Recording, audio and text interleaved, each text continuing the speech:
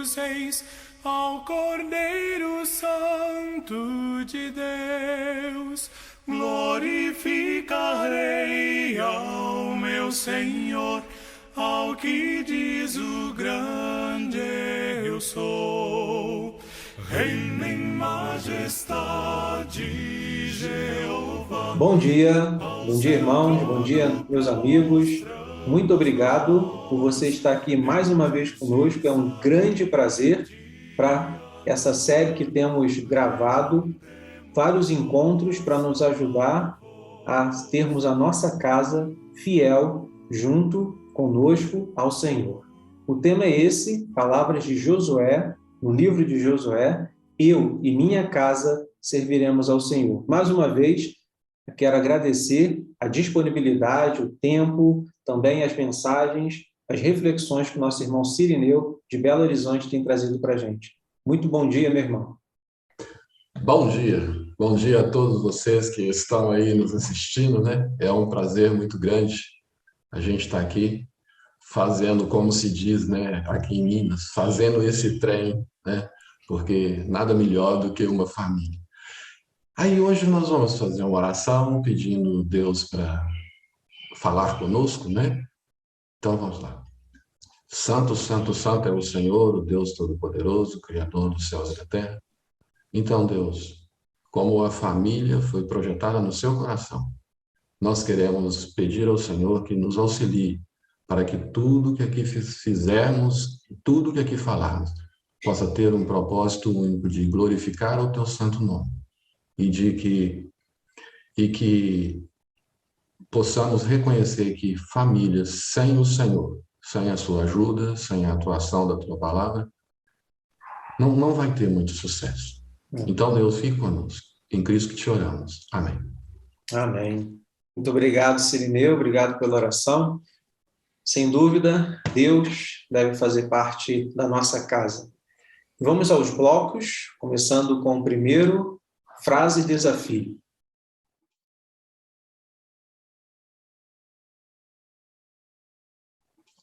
Nossa frase é uma frase que mulheres de maridos ausentes também têm famílias.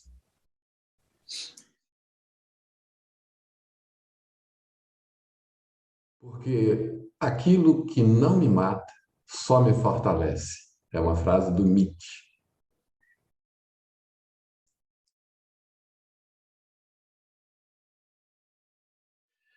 O texto da meditação desta manhã se encontra no livro de 1 Timóteo, né? Capítulo 1, versículo 15, que Paulo diz assim: trazendo à memória a fé não fingida que em ti há, a qual habitou primeiro em tua avó Lóide e em tua mãe Eunice.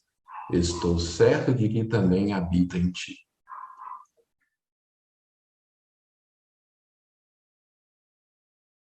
Esse texto, né, ele mostra para nós sobre duas mulheres piedosas, mulheres de fé sincera e genuína, né?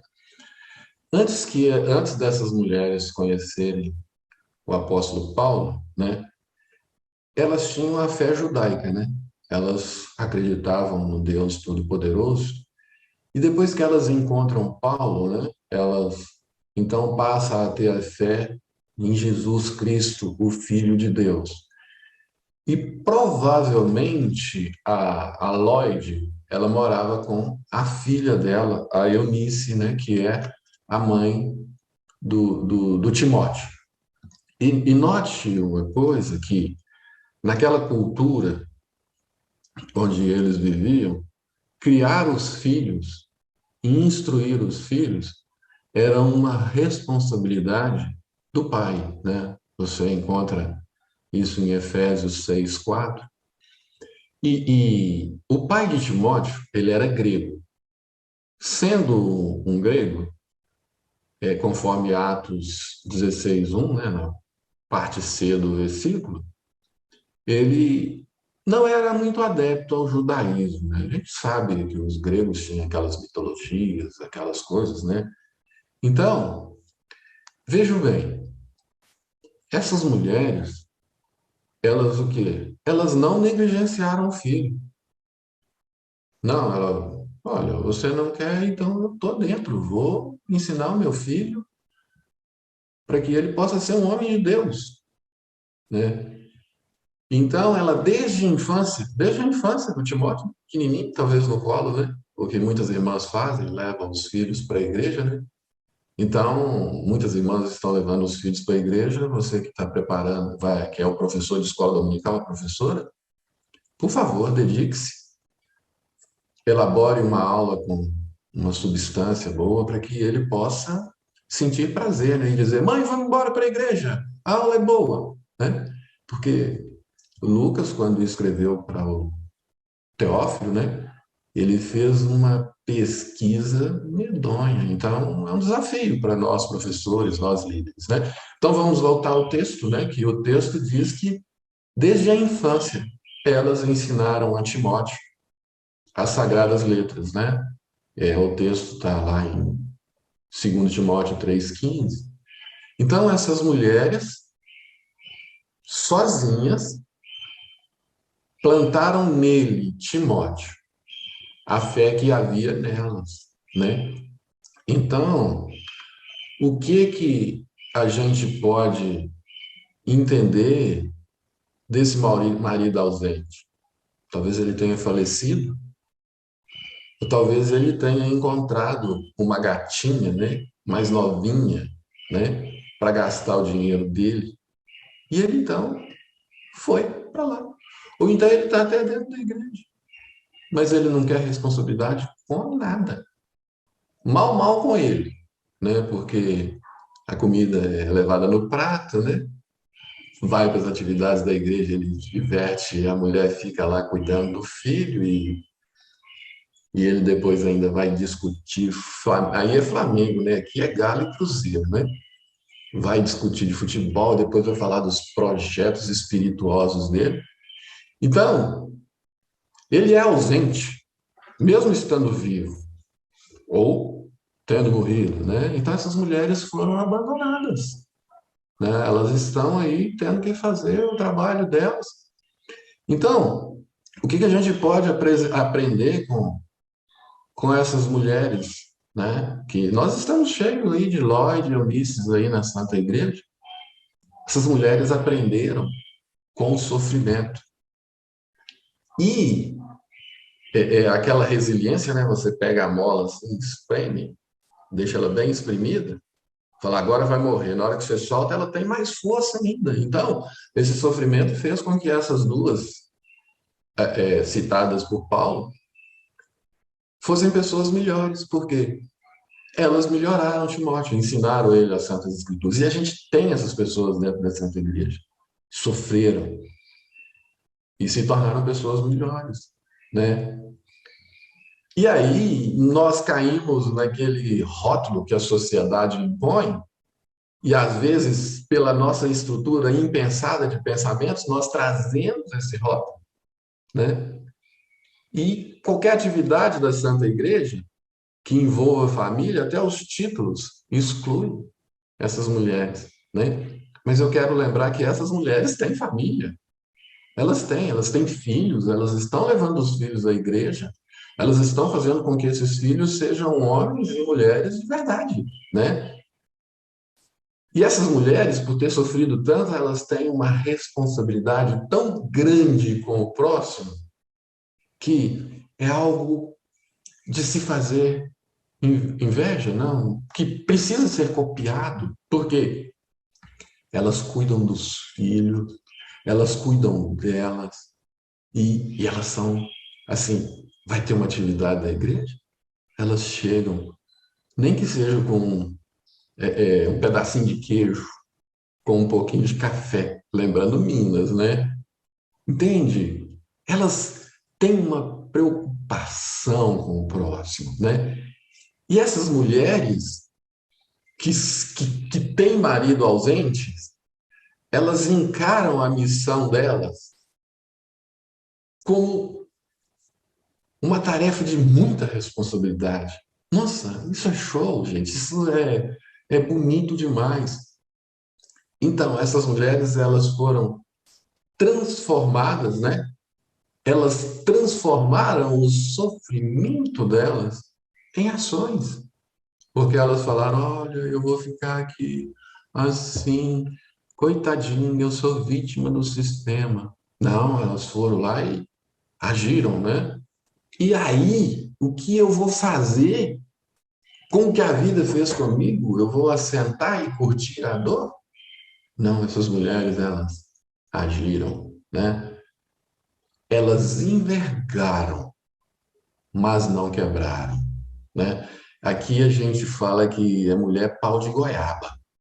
Você pega a última folha da goiaba assim, puxa, arranca a goiaba que você quer, a madura, ele fica ali envergado por um tempo, e depois você volta, ele está lá em cima de novo.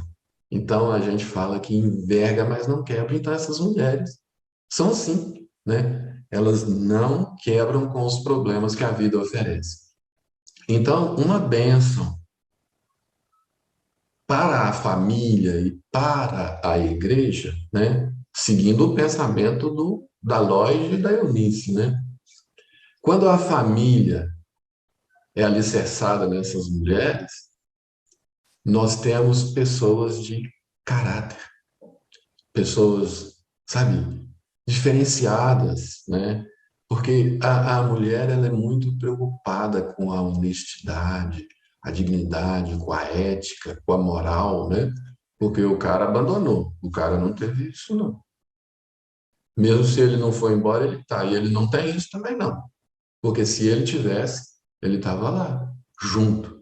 Falando, mozinho, vou te ajudar aqui, né? Então, a gente tem uma família baseada em fé genuína, fé de uma mulher que se ressignificou e que Deus se ressignificou a vida e que deu significado à sua vida. Gente, olha que modelo maravilhoso. Eu estou estudando engenharia civil. Quando você faz uma construção em cima de uma base que não é muito sólida, desmorona, né?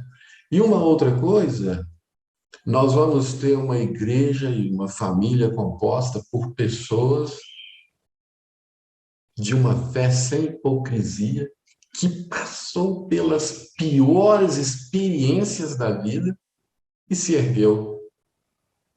Oh, essa mulher precisa ser, sabe, precisa nos ensinar, né, algumas coisas. E nós precisamos entender é que essas mulheres, elas precisam ser chamadas com uma frequência a participar das atividades da Santa Igreja e ensinar. Por quê? Elas têm vida, elas têm mostrado com a vida que elas temem ao Senhor, acreditam na família e estão lutando para a família, né? E quando a gente tem essas pessoas, a bênção que nós recebemos na família e na igreja é que nós vamos ter um monte de pessoas que não se prende à dor. Ai, tá doendo, né? Não tem isso, né? E como dizemos aqui em Minas, o trem fica bom, né? Com você, meu querido amigo, fique à vontade. Muito obrigado, Cirineu. Deus na vida da família faz toda a diferença. E não importa se a família tem um marido, um pai fiel, e Deus vai fazer a diferença nessa família. Não importa que, assim como você explicou, Lloyd e Eunice eram fiéis, com o marido ausente ou sem marido, mas era uma família fiel, e temos assim a prova nessa família de que Deus faz a diferença. Então, muito obrigado por essa reflexão. É isso? Estou entendendo certo? Ah, entendeu certíssimo, porque Timóteo, né, foi o líder da igreja de Éfeso. Olha que coisa fantástica. Olha o que essas mulheres fazem, né? É certíssimo, certíssimo. Então, espero, irmãos, amigos que nos acompanham nessa série Eu e Minha Casa Serviremos ao Senhor, que tenha sido mais uma grande lição, um grande aprendizado para vencermos esse desafio. tanto irmãs, que vocês que têm uma família e que estão com essa responsabilidade, assim como o Lloyd, assim como Eunice, sigam firme. Deus abençoa, assim como abençoou esse grande exemplo, Deus vai abençoar a sua casa e quem sabe podemos ter mais Timóteos vindo de famílias no nosso meio hoje. Deus Amém abençoe. Amém. e amém. E Deus abençoe muito essas irmãs que são guerreiras, fiéis ao Senhor, e Deus abençoe a todos nós. Nos vemos no próximo encontro, se Deus assim permitir. Céu e mar lhe obedece a criação do universo, ele é o Senhor, digno é de adoração. Oh, aleluias, dou ao Rei dos Reis, ao Cordeiro Santo de Deus. Aleluias, dou ao meu Senhor, ao que diz o grande eu sou. Glorificarei ao Rei dos Reis, ao Cordeiro Santo de Deus. Glorificarei ao meu Senhor, ao que diz o grande eu sou.